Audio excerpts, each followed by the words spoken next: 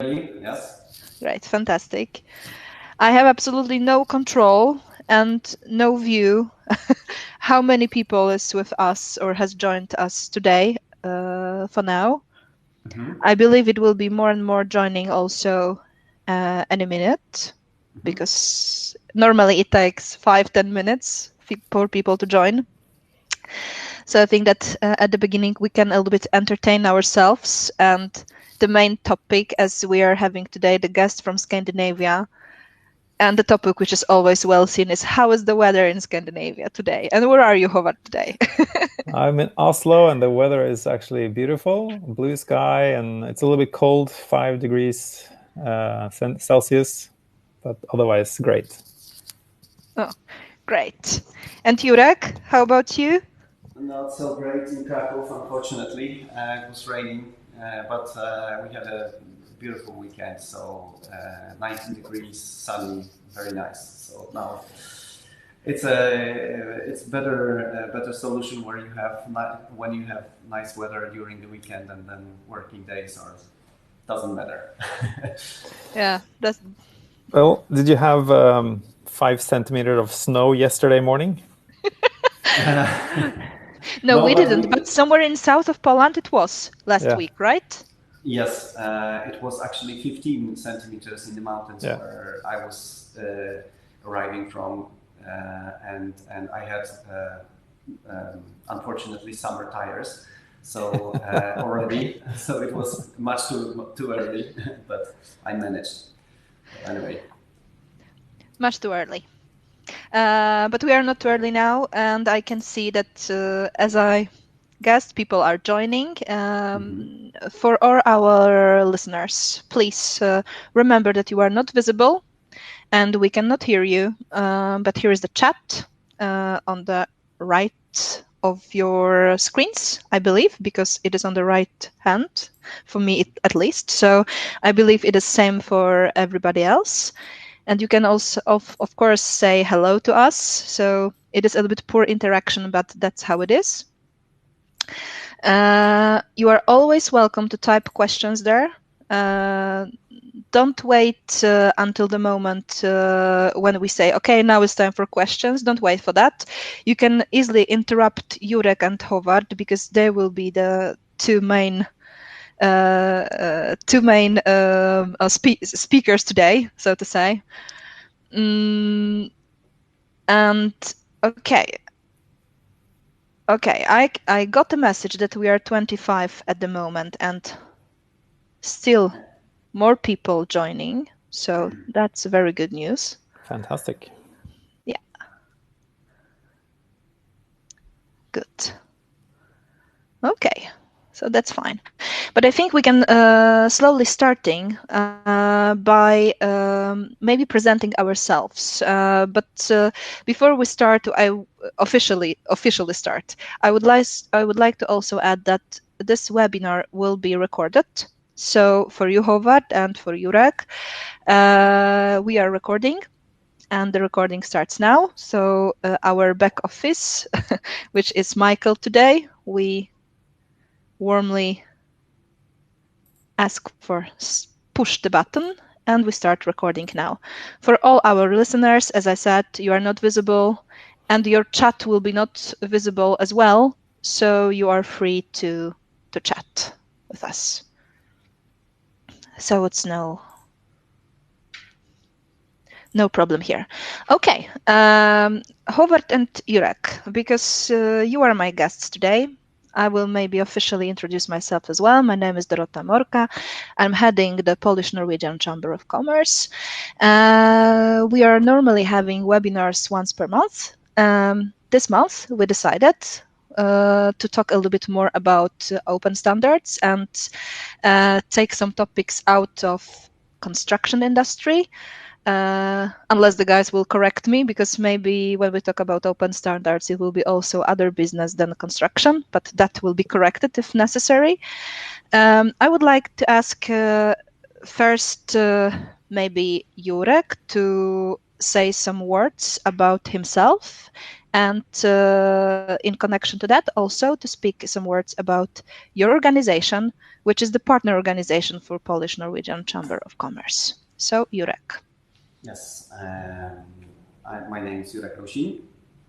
I'm an architect by education, but my passion was always rather technological part of design process, and it took me somehow to more and more to communication and interaction aspects of this process, so the human aspects of this process. And at some point I realized that open standards, which will be the topics which are going to be topic of today's meeting, are the key for communication between stakeholders in construction. And so some years ago I started to work with Scandinavian chapters of buildingSMART, so-called buildingSMART Nordic, and observe how they are working, how they are developing open standards. And after 2 years, we decided to organize Polish chapter of this organization. So buildingSMART International is, we'll talk about this organization later, but it's a standardization organization, and our Polish chapter is now 3 years old already. And I'm at the moment chair of the Polish chapter. So basically, for today, it's all about me. But normally, I would also say that my passion is skiing as well. But so I great. I will pass over the microphone to Håvard, I think. Yeah. Thank you. Håvard. I really like skiing too, so that's good. So my name is Håvard Bell. I'm the founder and CEO of a company called Catenda. I always had a passion for data flow, so making sure that data can flow as freely as possible from one place to another. So during my studies, I did a PhD in structural analysis, where I did a lot of computational stuff, writing software, and got very much involved or engaged and enthusiastic about the open source movement, where they created the Linux operating system that's now part of, or the core of, Android phones. So when I went back to Norway, I got a job at the research organization where they tried to digitize the construction industry. So obviously open standards was something that I saw from the computer industry that was very important. So the whole internet is built on open standards, and bringing that to the construction industry, so it seemed like a very exciting thing to do. So that's what I've been doing since 2004, working with the buildingSMART International and the community to develop these standards and have them implemented into projects and software. Mm-hmm. Okay, great. I normally don't speak much about myself because I'm presenting myself almost every month during the webinars, so I will also skip it this time. I just want to add that with the Polish-Norwegian Chamber of Commerce, I'm with 2 years now almost, and this organization completely changed since I stepped in. So it's very active. So thanks to my connection with you guys now, I hope that today webinar will be also a success for us. So really hoping for that and looking forward. After the webinar, everybody can find it on YouTube on a PNCC channel. Maybe if Håvard would like to do that and Jurek would like to do that, they can also distribute it on their channels, YouTube or other social media. So it will be also available for distribution. There is no secret in that, and we would like to talk about open standards widely and openly, right? as the name is. So when we start, I think we can start talking about open standards now.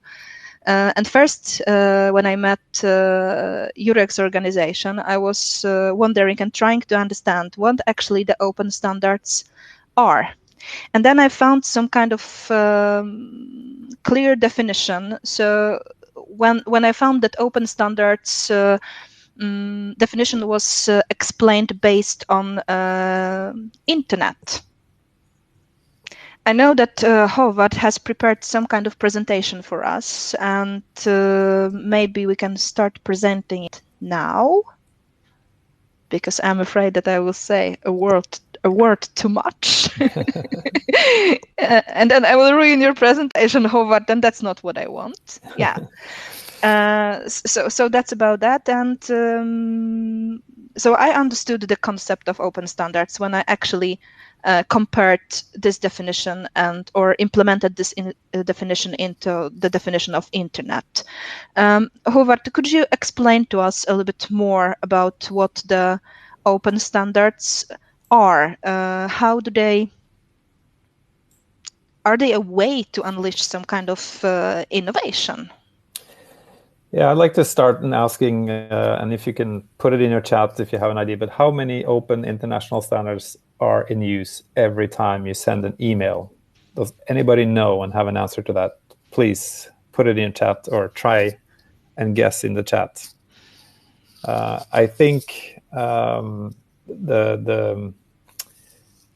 very good. The answer 20,000 is probably not too far away from the truth.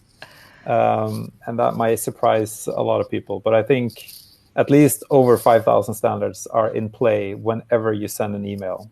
What you're seeing on the picture here is the first two computers that sent an email between each other. This was in 68 or something. But the point is that there are open international standards that define every single piece of data movement from your computer through the wireless network, and from the wireless access hub, and then into the network, and then over the ocean through fiber and so forth. And then, of course, there are protocols describing how you're formatting an email and what kind of addresses you have and all that stuff. So that's a huge, huge effort from a lot of volunteer people all over the world that made email happen. And we're using it now from your iPhone, from your Android phone, from your Windows PC or your Mac or Linux or whatever computer system you have.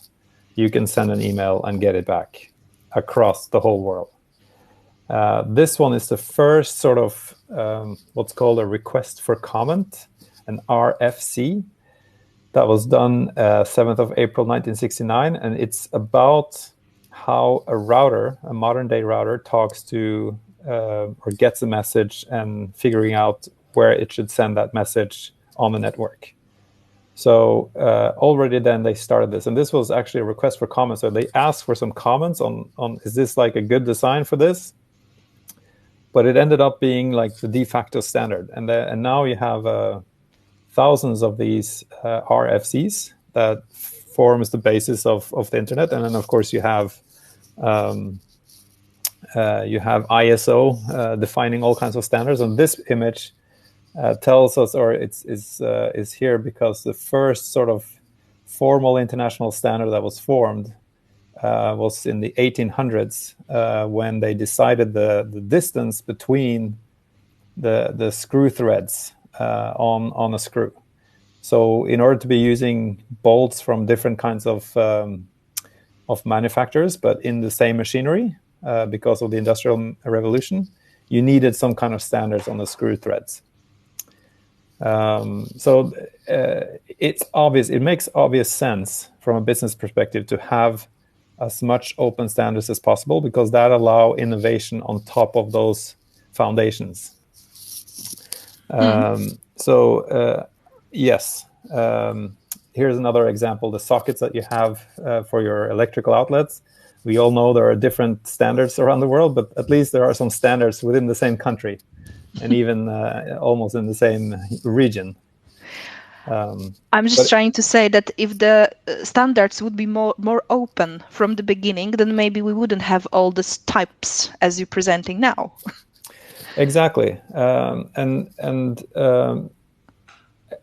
from a, like the construction industry perspective, and the internet. If you think about internet, it's all about accessing data. So you have standards, HTML standard, web standards, whatever. So allowing a guy at Harvard to sit down on his own PC, it costs almost nothing, just his brain, and create Facebook. Now, there are a lot of timings and all kinds of luck and resources going into creating Facebook, but it starts very simply with one guy and an idea and some software skills. And the same with Google. They started out, accessing all the data on the web because there are open standards defining everything. So there are standards saying, I'm a server, I serve up web pages. You can just go there and ask for stuff. You can read everything, and you can deduce lots of cool things, and create a search engine called Google. So the innovation that is allowed when you have a basic fabric that anybody knows and anybody can access, and stuff that you can do with your data on top of that is innovation. That's just going to take off. So that allows, for example, any one of us to sit down at home and watch a helicopter fly on Mars. I think they're going to attempt something tomorrow or not, but it's amazing. And I would like to have the same thing in the construction industry. So what if it was very easy to capture and share all data during the whole life cycle of any built asset, a railway or a building or whatever? And what if you could access all that data during the life cycle of a built asset because there was open standards defining it, just like the internet? Can you imagine all the cool tools and cool processes and stuff that you can do then? And can you imagine the financial impact on the whole construction industry? I think that's staggering. Enormous. Yes. And big success also, as the internet is itself. Exactly. You can have a Google that focusing on the construction industry, generating enormous value for the whole industry, and that, I think that's the only way to save the planet from the environmental impact that the construction industry has. If you don't have control of your data, there is no way to be able to control the environmental impact either. So I think this is the solution. At least that's what drives me in order to make this happen. Is the potential win for the planet that comes afterwards. So what you're saying, Håvard, is that actually there are many stakeholders in the picture normally, especially in the construction business. There's many stakeholders in the whole process. And to use the open standards will make it very easy to shift the data or manage the data among them. Yeah, so in the very early days, before you had email, you had to, for example, join something called CompuServe, I think. That was a community where you joined, you paid a fee or something, and then you can exchange emails and stuff like that, but only with the people inside the same community. So it wasn't really, well, it was great for the community, it generated a lot of value, but it wasn't until you have these open standards that allowing anybody to set up an email server and anybody to send an email to anyone that it just exploded. Same with the web pages that anyone could put up a server anywhere on the internet connected to the network, and anyone everywhere in the world could access that data, and that's when it blew up. So the same, and that's why the construction industry is so perfect, because it's so fragmented. So there are so many. I think the same thing goes in Poland as in Norway, where 90% of the companies are 2 people or less or something like that. So there are all kinds of small businesses. And if everyone has their own sort of siloed data, everyone has their own proprietary system, nothing is going to be exchanged really well. But if you create an open standard that everybody sort of follows, and all the tools you use follows them, all the software vendors kind of follows them, man, you can have a really, really interesting action going on. And I think it's the only way to really reap the benefits of what the digital potential in the construction industry is to use open standards. If you add on the top of that, or maybe this is just the extension of the discussion we have here, you are talking about digitalization. So how would you how do you foresee the different types of software in you say there's many companies and they work on many different software and programs, so open standards are to connect them all kind of, and so there are no borders in between. Yeah, okay, that's how it works. But I'm just wondering, how is that possible? I mean, they cooperate together smoothly, and there is no problem with sending the data between them. Okay, that's fine. But is it really so simple? I guess it has to be some software on top of that make it happen.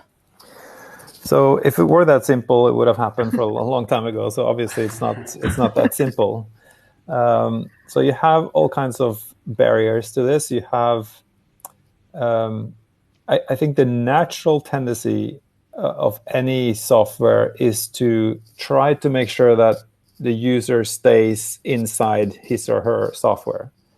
As a commercial company, you have a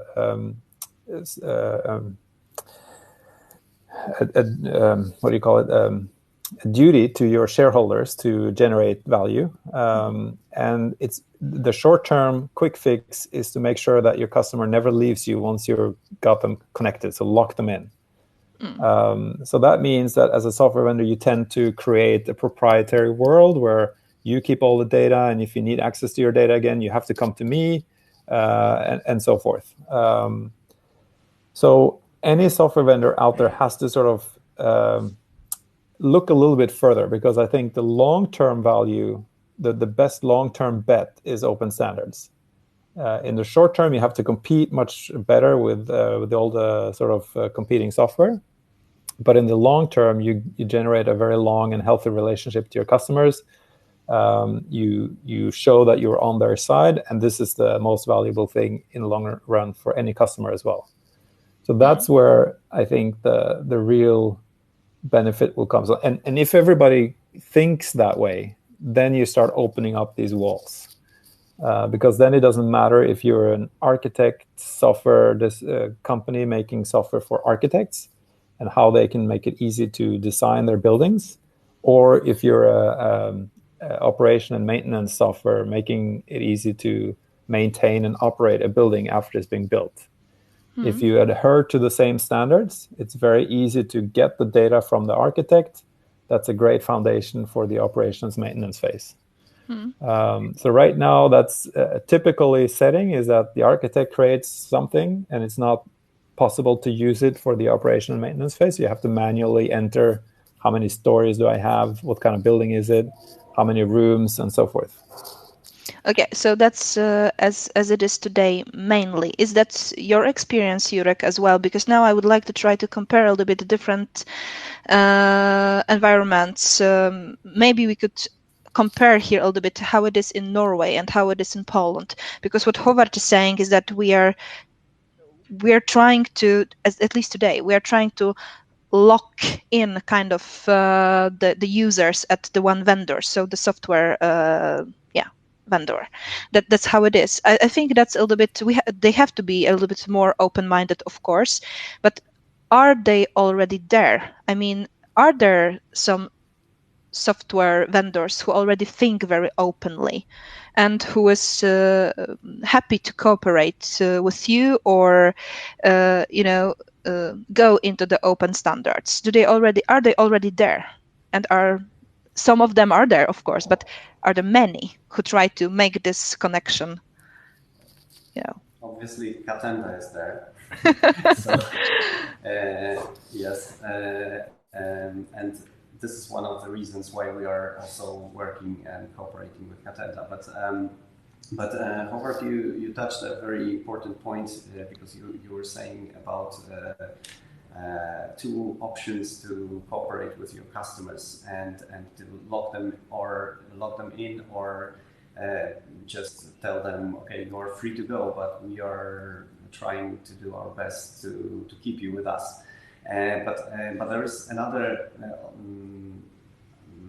space there, because there is a huge space of users, not only customers. Because I think that especially in construction business, users are not always the ones that are buying software. Because typical construction site looks like that.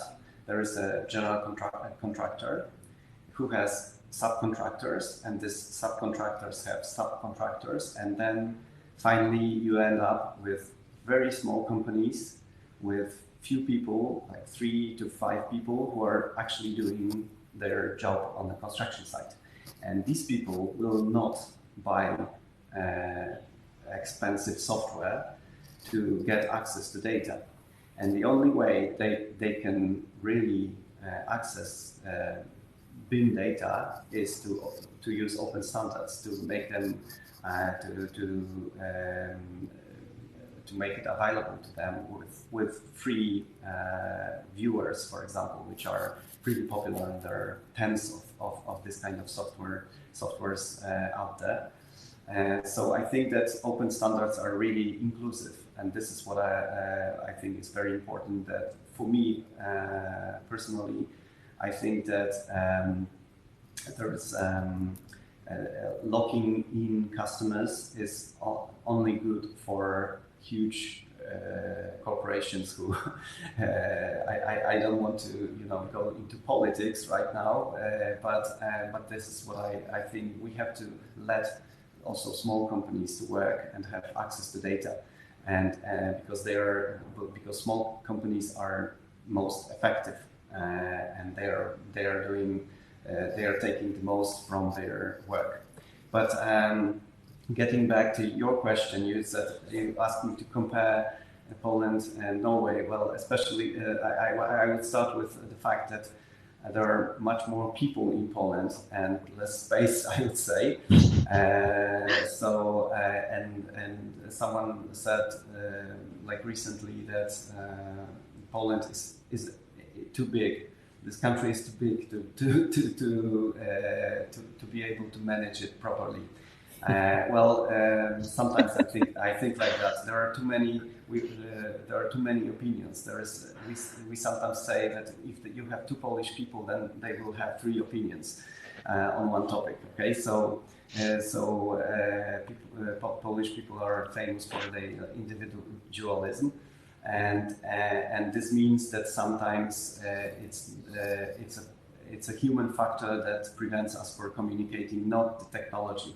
And this was, open standards as technology are out there. They are here for us. You can take them. There is even a Polish buildingSMART chapter that people can join. But this is not the biggest issue.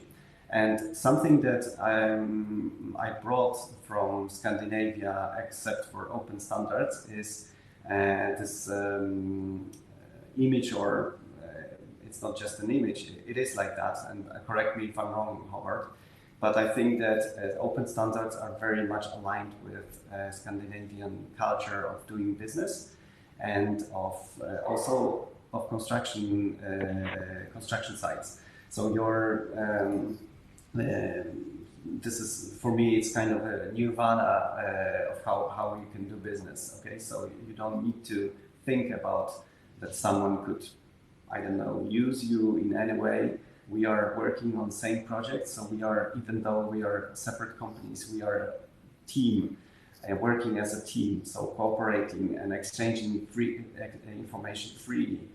And so I don't think that open standards are so well aligned with Polish business culture, but it's evolving and it's changing, and I think more and more people see the potential behind this free exchange of information and this sharing of information. And I think that you know, as this shoemaker who went to a country where people didn't use shoes, and he said that, okay, there's a lot of potential here for doing business. I think the same. So open standards are still in Poland. They are just starting to be popular, but they are getting more and more popular. And as they were established in Scandinavia, so you are already there, and it's a standard. I mean, open standards are a standard, I think, in Norway. Would you agree with that, Håvard? That every construction project uses open standards or not? Yes. So I think there aren't any construction projects left in Norway that doesn't use the IFC standard somehow, and it's become very natural. A while back, one of the state-owned property builders and property owners, they demanded usage of I'm not sure if it was Revit or Autodesk, but some kind of or AutoCAD, I mean. But it was stated in the tenders that you needed to use certain software, and that was deemed illegal because it didn't provide for competition in the market. So we're very sort of concerned about this as a culture in a sense. But once that kind of went away, it was obvious that you could come to the project with any kind of software as long as you could deliver a design that was usable, of course. And then it became obvious if you wanted to collaborate in this project where you use ArchiCAD, Revit, Tekla, whatever, you needed some kind of open standard to communicate. So the whole sort of notion came natural for everybody. So there are, of course, projects that end up using just Autodesk software, for example, or things of that nature, and stay proprietary for certain parts of the design process or a certain part of the construction process. I don't know. But there's always some open standards involved somewhere. And what I think will happen is that the owners, they haven't woken up yet, but they will. That owners will realize that they're paying a lot to have something built, and they're left with nothing in terms of data. They're, best case, they're giving a bunch of PDFs. One of the PDFs could be 200 pages, and on page 273 or 173, it's the data that I really need, but it's not really data, it's in a PDF. So owners will wake up and see that, if I'm going to pay all this money, I'm going to have a really, really good database when you're done. So you better deliver something to me. And once we get there, there is just no way outside of a standards run, because an owner cannot depend on one software vendor to produce all their buildings. And all the different participants in a project, since the industry is so fragmented, cannot be forced to use one vendor. So you have to have open standards. And my guess is that the owners will be more and more diligent about demanding data. And as an actor in the construction industry, I would be more and more diligent about capturing my own data so that I can learn from that and share it, of course, with the others that I work with. And that means that data will be more and more valuable, as you've seen in other industries, as we've seen in the internet in particular, but also in all kinds of industries, that data is more and more important in the financial industry, anywhere. And the only way is open standards. So when I'm listening to you guys now, I'm just thinking that actually the one who's supposed to be focused on the open standards should be mostly the owners, the investors, because it should be actually on their demand to cooperate with the subcontractors who can swiftly cooperate to each other. So if the information would go all the way from the top that, okay, now we would like to have this project made by people using open standards, because then we know that our data will not disappear and the project will be way more efficient as well, and we can easily communicate to each other. So will that be the way for distributing this open standards and make it more popular in Poland, you think, Håvard? I'm trying to find some kind of advice from you, how we could help Polish people, Polish companies, who has also joined us here today, to tell us what is, we know what is the real value. Everyone understands it now, but what's your advice? How make it, more popular? Yeah. So there are many ways to do this. I think in Norway we've had great success with the public owners being kind of strict and clear in their demands for design data on open standards and so forth. So that kind of forced the whole industry to respond to that, and it forced. I know there have been many of the big engineering companies in Norway. They had to go together, even though they're competing, and reach out to, for example, Autodesk and say, listen, we like to use your software, but we need these kind of features that we're leaning towards open standards stuff. So you need better IFC export and so forth. And Autodesk, even though Norway is a really, really small market, sort of responded to that and kind of improved a little bit.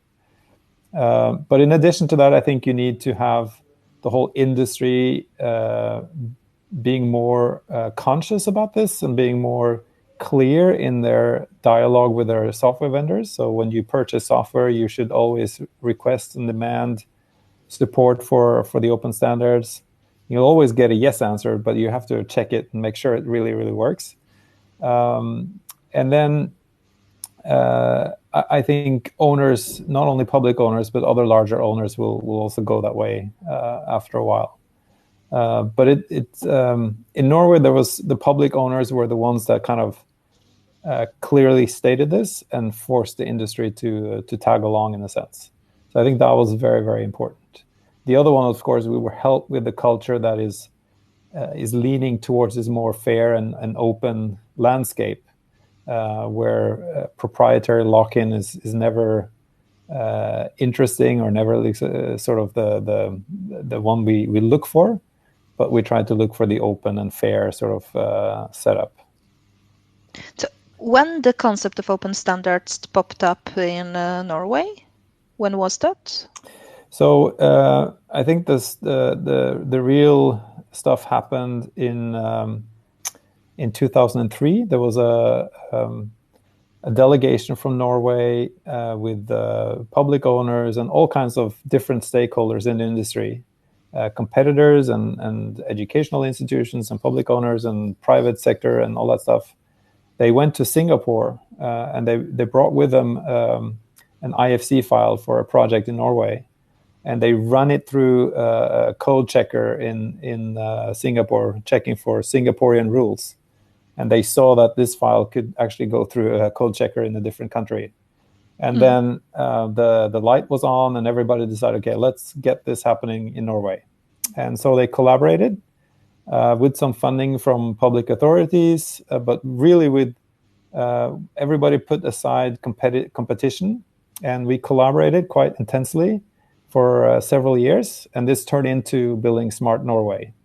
And eventually we decided to become our own chapter and so forth. And that push has then created many companies like Catenda and others that are generating software in this space.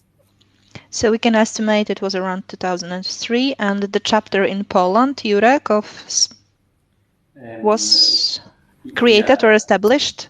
Yeah, it was established 2.5 years ago. Okay.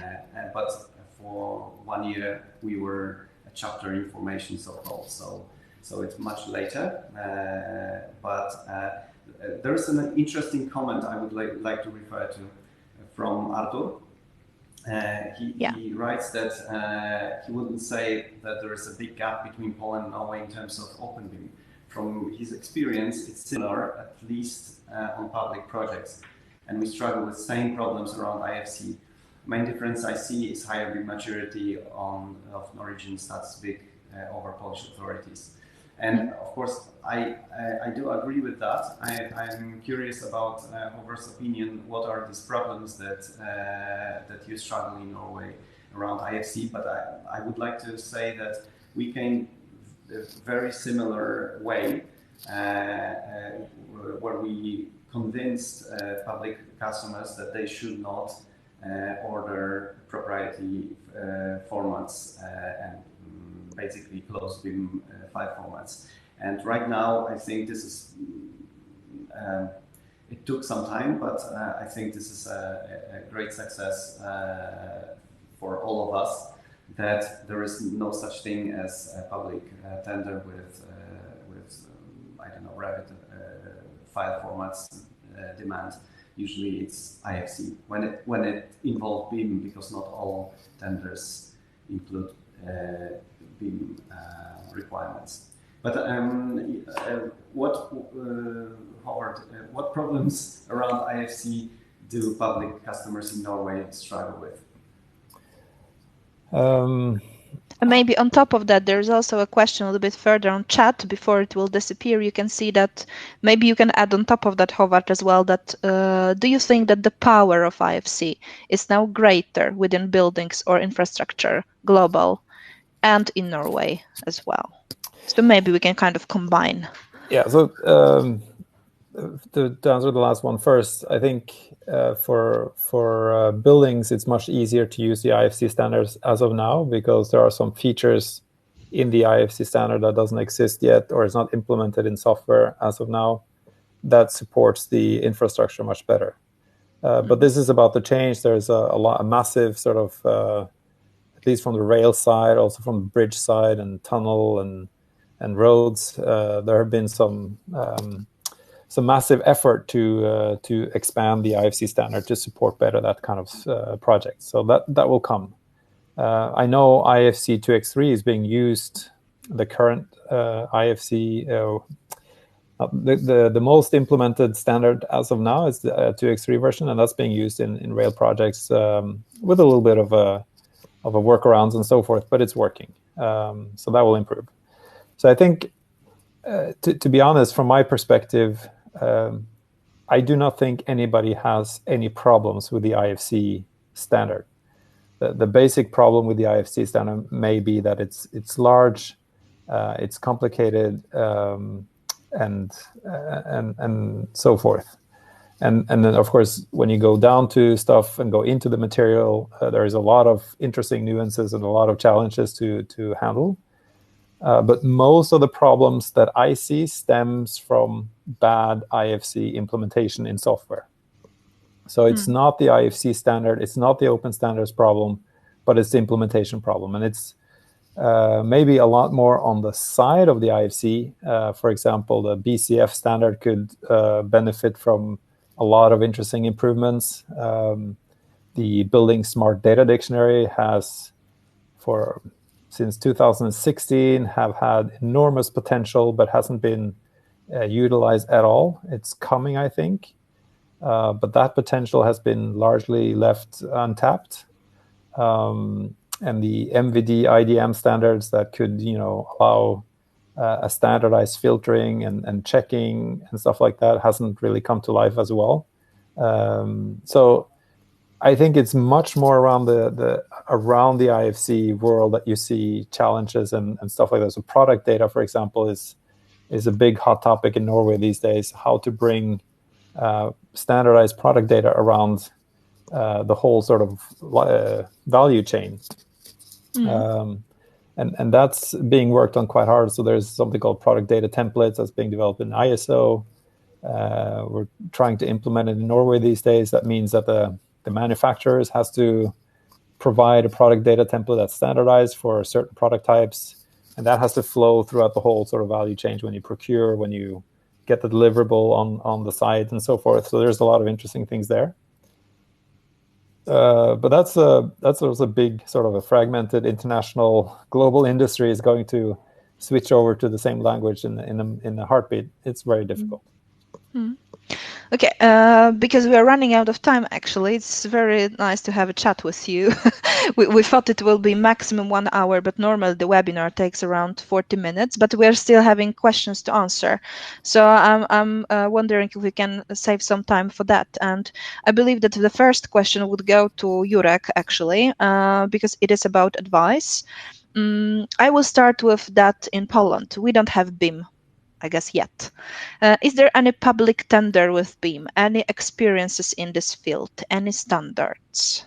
Jurek, I believe it's about Polish market, so maybe your advice would be valuable here. Well, of course we have standards because we have IFC, which is a standard, and but it's not a standard that is written in any act or regulation in Poland, but at least public customers use it on this.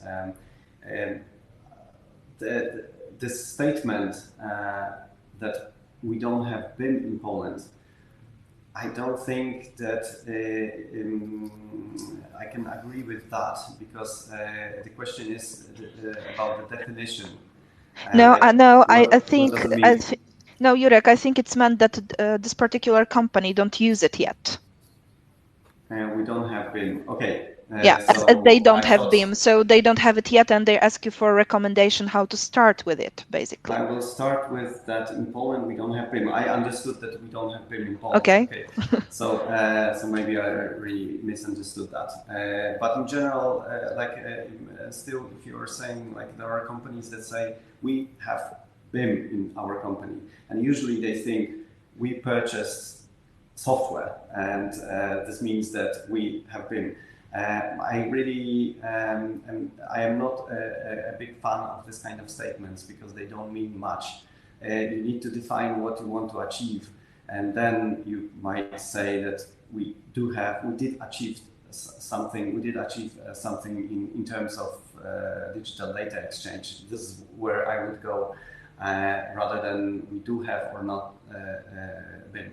With standards, there is sometimes, like, I think with the sockets, like, okay, we have all these standards, but they are not good enough. Let's create another one, and this is the situation that seems to be working in Poland as well. So we do have some works, some documents that are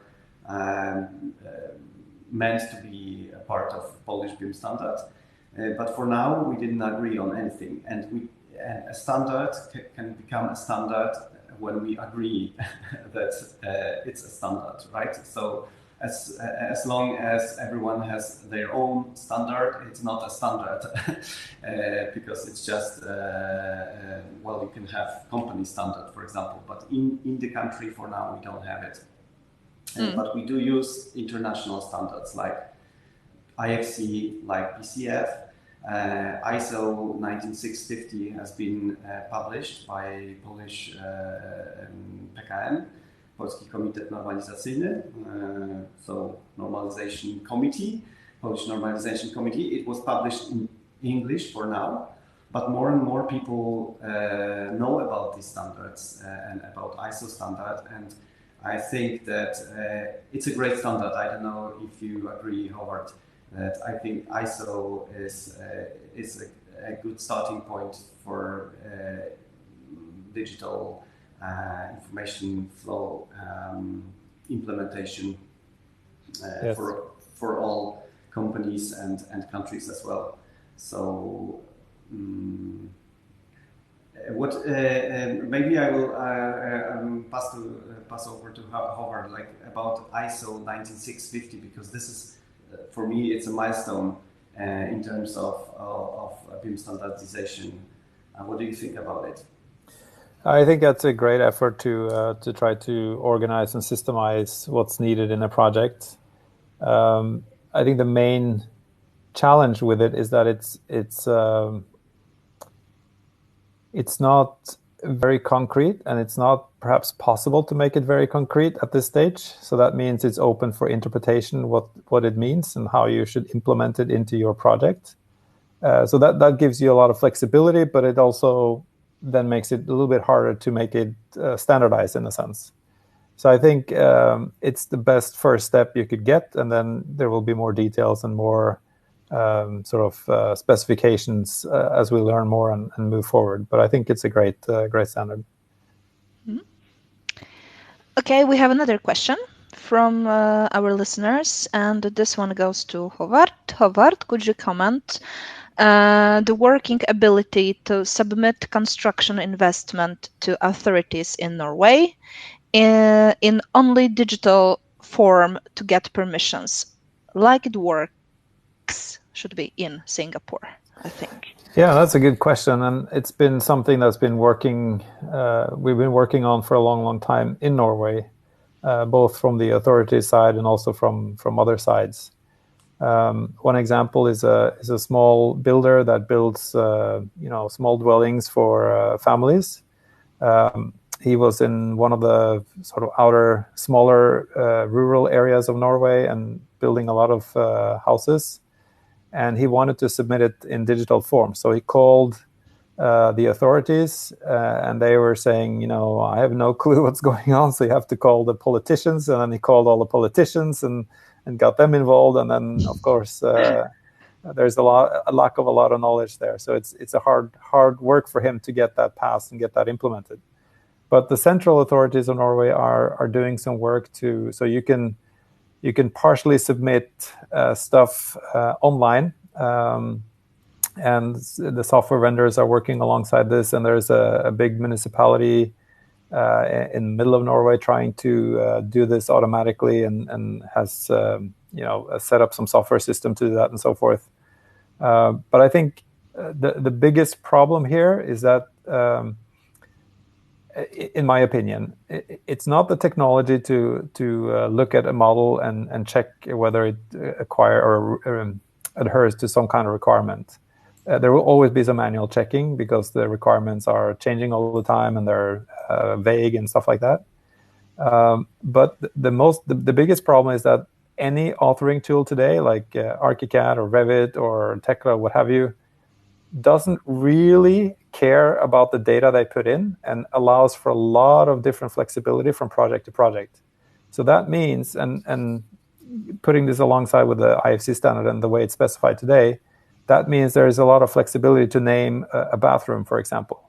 And for a code checker to understand whether this is a bathroom that should have these rules or a bathroom that should have some other rules is then very difficult because there's no standard way of telling that this is a bathroom of this type.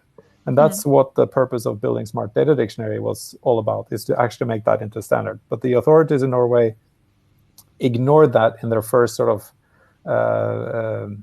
years of trying to solve this. So they've ignored what I think is a very big, important part of this. But maybe they had to start somewhere and start with the simpler stuff of just submitting a file and submitting an IFC file, just getting it in there.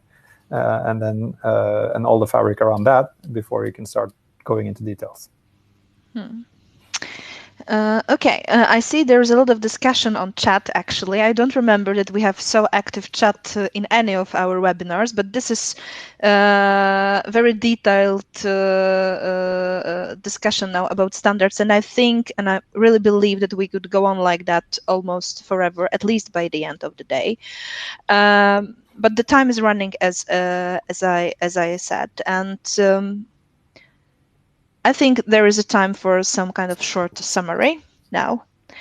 Both of you, Håvard and Jurek, please think or present, because you still have your presentation, of course, one main thing that you would like to leave us with, so we have some thoughts until the end of the day, or something to think about until the end of the day, of course, within the subject, unless you want to change it. But I think that maybe there is something that we skipped and we think it's important to mention, or some news. So please feel free to choose one main point that you would like to sum up with. In addition to what's been talked about, I think one thing that I like to say highlight, is if you rely on proprietary software, so you spend a lot of time and resources to generate a lot of important data that will be hugely valuable for you at some point in the future. If you put all that stuff into a proprietary solution, meaning a solution that doesn't use open standards or let you bring that data out in open standards, you essentially give the keys to your data to that supplier. That could be a software vendor, it could be something else. And if you trust that software supplier to always be friendly with you and always give you the key back, go ahead. I wouldn't do it. I would never trust anybody. I would make sure that I am the only one who has complete control at the end. Of course, you have to pay some cloud providers to keep it for you for a while, and you have to provide or pay software tools to make sure they do something with your data and stuff like that. But you should always be able to take out your data and store it wherever you want to in an open standardized format, so that you 5 years later can actually get access to your data and not rely on somebody's goodwill. Okay. And your good advice, Jurek, and the highlights? The highlight. So, you know, we are talking a lot about standards today, but I'm a little bit freak about definitions, and I think that sometimes we have a problem to even define what standards are. We have a very interesting.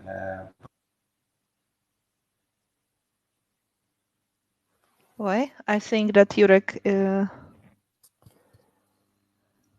I love the sound out of battery, maybe, you know. We can't hear you, Jurek. Maybe you have to change the source of voice or something like that. We are waiting. We are patient. But you don't have all the time of the world, no. That's not what's going to happen. Okay, I think that meantime, we of course. Well, now? Yeah. Okay. I wouldn't like to leave you without my final thought. Okay, so we have a very interesting publication called BIM Standard PL, and this is a all 350 pages document which aims to standardize the process of digital data exchange in construction. And it's really hard to digest, I would say, because it's huge. It's really huge, and it's and when I was looking at it, I thought that standards are a little bit like good wine, which you choose to pair with your good meal. And sometimes you can have a meal with I don't know, 5 courses, and for each one you will have a different matched wine, which matches with this meal, not another. And it doesn't have to be a full menu put in a bucket and mixed together to make you, eat enough. You can eat enough with these good wines all the time. So for me, standards don't have to be something huge. They can be small things that solve problems. IFC is not a small thing, but it solves a certain problem. BCF is a standard that solves a certain problem, and so on and so forth. So I would like to leave you with this thought that standard does not have to be something big. It should just make us work in the same way in a certain problem. Great. Thank you, Jurek. Meantime, we some presentation here with the slide of buildingSMART. Because if anyone has any more questions or needs some advice about standards, when vendors, how to deal with open standards, BIM, etc., they can easily find your website and contact you as well, I guess. If Jurek mutes, it's less echo. Yeah. Oh, sorry. So I should mute myself. Yeah, that's how it is when he changed the source of the voice. So here we can see some slide about buildingSMART, about Polish chapter of buildingSMART, of course. And I would like to, Håvard, give you also a minute to say some words about the company you represent also. If we can see, I think it's next slide. Yeah, so we're a Norwegian company creating an open BIM-based platform. So our mission is to make the construction industry data-driven using open standards to achieve breakthrough performance and sustainability. And we've been part of buildingSMART for a long time, and we've been contributing to, or we are contributing to BCF and IFC and so forth. And you can see more about us at catenda.com. So that's basically it. Thank you. Yeah. Thank you a lot for your participation as well. Is it okay if we present our contact data for you, Håvard, and for you, Jurek? Can we make it? Yes, of course. No problem. Okay, thank you. So, Michael, please, if you could present the last slide we prepared for our guests today, so they can make some kind of print screen or quick photo, or just make a note about our contacts. Yeah, here it was, one back. It's not easy to catch, actually. Yeah, we remember about the screws. Shows up from time to time, but we cannot find it. Okay, here it is. Okay, so if any of you is interested of getting a good advice from the Polish chapter of buildingSMART, please contact Jurek, and you can see Jurek's contact at the bottom of the slide, jerzerusin.bimpoint.pl. But also you can find more details about buildingSMART on their website, of course. Then Håvard Bell from Catenda, håvard.bell@catenda.no. And today's webinar was organized by Polish-Norwegian Chamber of Commerce. We would like to ask you to follow us on Facebook and on LinkedIn. If you need my contact, it's dorota.morka@pncc.org. And yeah, that would be all for today. I would like to thank you a lot to you, Jurek. Thanks a lot, Håvard, for your time, for all the preparations. I hope that this discussion will be very valuable for everyone who spent this 1 hour today afternoon with us.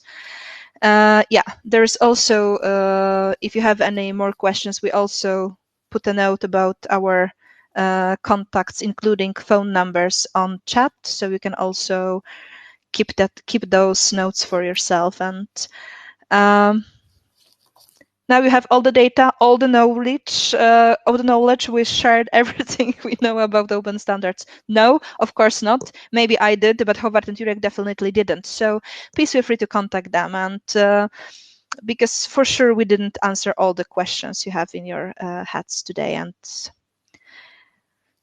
Håvard, thank you and have a lovely day. Jurek, thank you a lot and have a lovely day as well. Thank you. Bye. And look forward for many emails and phone calls to you guys, because I believe they will come.